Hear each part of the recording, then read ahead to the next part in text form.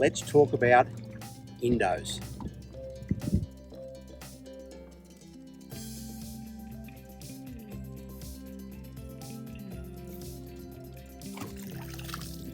So just fishing a dropper rig with some squid. Look, these things eat anything. We are fishing in 34 metres of water. That's pretty typical. You never get them less than 30. 45, 50 is about as deep as they seem to go, so they're a relatively narrow band. But this is typically hit the bottom fish on. We're fishing in an area on a lump that is very tidal prone, so I've got a very, very small window today. I just wanted to get one to show you how prolific they are and talk about them. But this will hit the bottom and it'll be bang, bang, bang, bang straight away. What was your bait, Kev? Just a bit of old squid, just a bit of squid, not old squid, just a bit of fresh squid. But, Not smelly squid. A bit of shitty old squid. Shitty old squid. This is these things off Dent Island Lighthouse. Just find yourself 30 metres to 40 metres of water with a bit of structure, a bit of a lump. Here's a bite now, a bit of a lump, and you'll get them. Dent Island, top of South Mole, off Spion Cop, bottom of.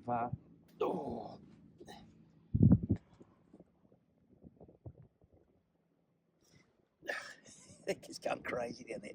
Real little ratty tat tat tat tat tat bite. That's why they can't eat it fast enough.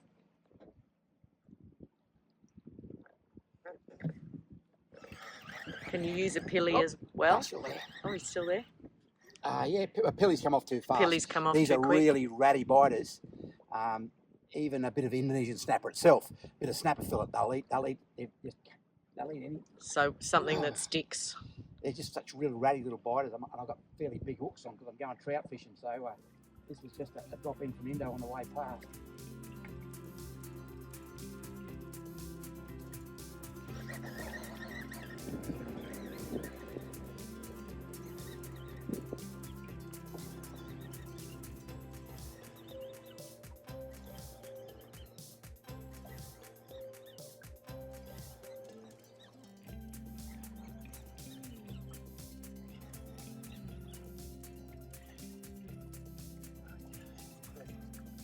Oh, nice. Let's talk about Indos. Let's talk about Indos. This is typical as far as how many you can catch, and that's about their normal size. So let me tell you about Indonesian Snapper. Lejanus bityanatus. Funny little fish, often mistaken for a juvenile nannyguy, but they're not.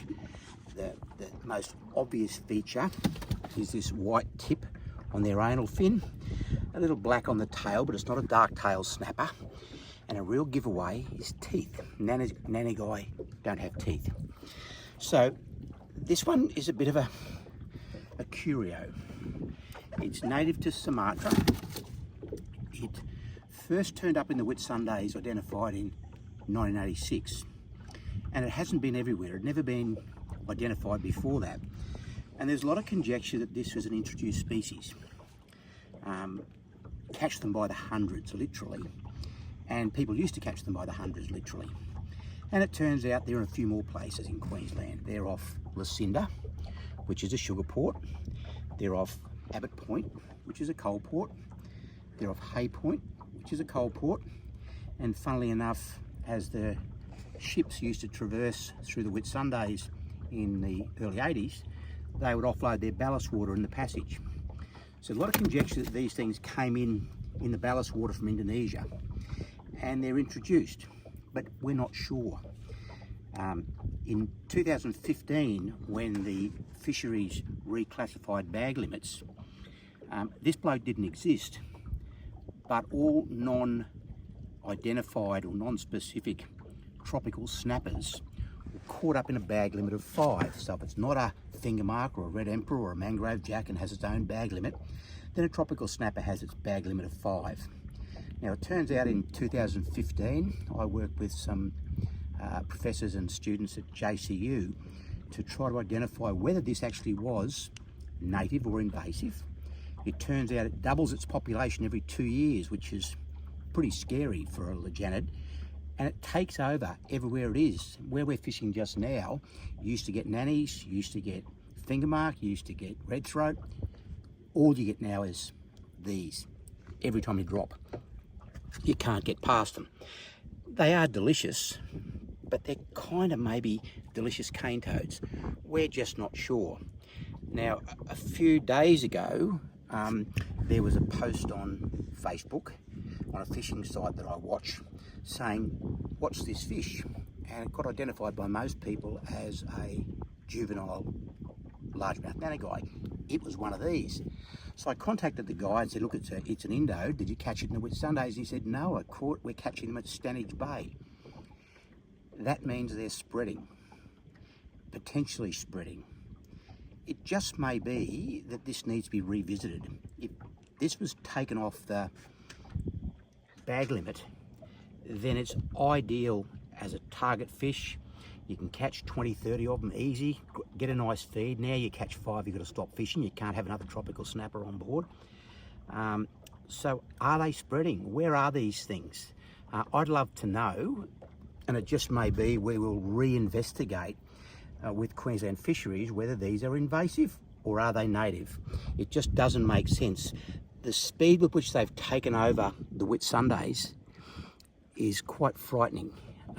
If these things ever hit the reef and have a corridor up and down the east coast, I don't know what could happen to our trout fishery, our red throat fishery. It just might be like this spot I fish all the time, taken over by Indos. But we need to know, are these widespread? Are they everywhere? Or are they just in a few spots? And if they're just in a few spots but spreading, I'd love to hear from you. So please make some comments on the YouTube channel. I'd love to know where we're catching these. I will show you how to cook them because they are delicious. It's kind of nice to have a delicious cane toad. I kind of think they're cane toads. I kind of think they're invasive. The study from JCU, we took tissue samples of over 100 fish, and the plan was to identify the genetic breadth of their gene base. So if they'd come from a very broad gene base, then they were native. If they come from a very narrow gene base, then they were introduced. And sadly, the results were not conclusive enough. It indicated they're introduced, didn't prove it, and because we couldn't prove it, Queensland Fisheries, and again, typical bureaucrats that never want to admit they're wrong, said there was no evidence that they were introduced. Well, there's no evidence that they're native because they don't just suddenly turn up 30 years ago here and now suddenly turn up at Stanage and suddenly turn up at Lucinda and Hay Point and Abbott Point. Doesn't make sense. These things might just be a problem and recreational fishing might just be the solution. Before the bag limits and blokes would go with the kids and get 30, 40, 50 of these, happy days. They've got a great feed of fish. The kids have had a ton of fun and they're kind of kept in check. Commercial fishermen aren't interested and they're too small. But once that fishing pressure disappeared, the numbers have clearly exploded. There's a lot of fish here. I'm going to catch a few more because they are good fun. They are delicious little things, and I will show you how to cook them a little later on. A real fun way to cook Indonesian snapper called Indos. Not a largemouth nannyguy. They've got teeth. They've got white tips. They've got not a dark tail snapper, even though the tail is dark. It's this white tip and this white tip and the teeth, which are an absolute giveaway. That is Lajanus bitionatus, Indonesian snapper. Well, let me know if you're catching them where you are. I'd love to find out. There's another one. Don't grow very big, 36 centimetres, that tops them out. So not a big fish, that's pretty typical. And again, see that white tip, dark tail, white tip and teeth. That's our Indos.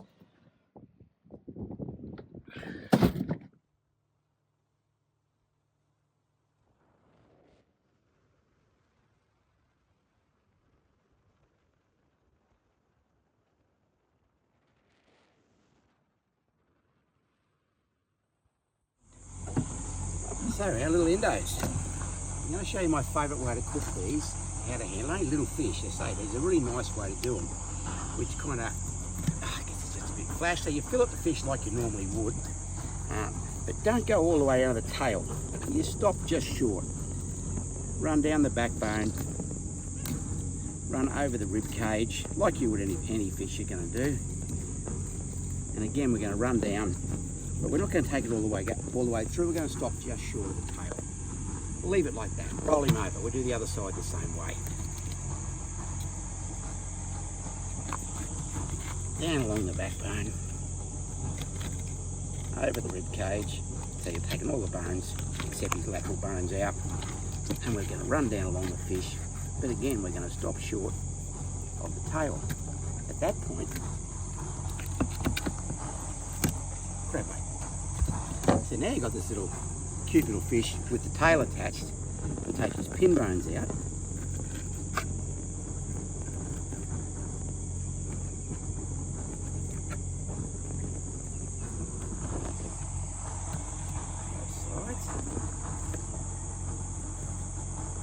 Doesn't matter how long you want to make that. Give it a rinse. And there is my favourite way to prep an Indo. We're going to take you back into the kitchen a little later on and show you how I cook them. But this is just these on a plate. By the time you plate them up and they kind of twist up and curl up and they can sit up and the tail stands up, you've got a dish that will just impress anyone that comes for dinner. They go, wow, what's this? And these things are delicious. As I said yesterday, they are very good flavoured cane toads. But that's my way I like to do them. My little Indo special. So again, if you're catching them, I'd like to know where, I'd like to know how many, and I'd like to know since when. Okay, so the Indos we caught yesterday, and this is not the kitchen in the boat, just saying. This is at home. We're back home. We're going to cook those Indos that you saw me fillet yesterday. It's pretty straightforward, except little chef's trick, the old flour, egg and breadcrumbs. You really don't need egg. If you make a thin batter, that does your flour and egg. It's just one step, so it saves eggs. Eat the eggs for breakfast. You don't need it for this. And I'm using some panko crumb, which is nice and crunchy crumb. Some parsley in it, some chopped parsley from the garden, and some of this. It's really neat in crumb fish. This is horrible, this stuff. It's that really dry Parmesan cheese, and you put some of that into your breadcrumb mix, and it's delicious. Only thing I use it for, because it's certainly not nice on pastas, but we've lightly battered our little Indo. In it goes, and then we're going to make sure each of the 4 wings are separated, well crumbed. And notice I didn't batter the tail, because that's kind of the trick in the fryer, is that tail. It's just fantastic. So there's our Indo, ready to go. That's going into a deep fryer, and one of those for one person is just a really, really nice meal. And if you're doing this at a dinner party to impress friends, hey, awesome. I'm going to do some eggplant chips, a bit healthier than potato chips, nice little salad, and we'll settle into this for dinner a bit later on when I actually cook it. But just a really thin, light batter, saves the egg. Keep the eggs for breakfast, you don't need them. Really light batter. Open up those 4 fillets within the fish and press the crumb well on.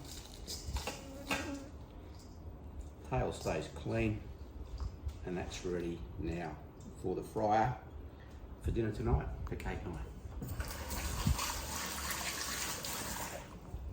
And out of the crumb into a fryer. 180 degrees is about right. These will cook in about 4 or 5 minutes, maybe even a little less, because only thin fish. We don't want to overcook it. And you see the tails are sticking up and stuff. It's just a cool way of doing things, something different.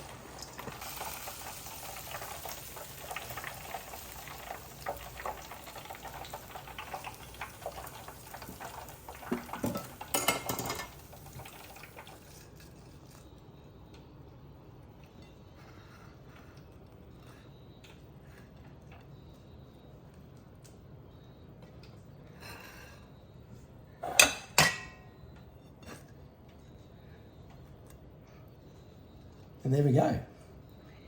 Indonesian snapper. Delicious cane toads maybe. Some little eggplant chips. Nice panko and parmesan crumbed Indonesian snapper. Just presented like a bit of fun. So that's one little whole fish. It was just a lovely meal for one person. Can you rotate the plate around for me?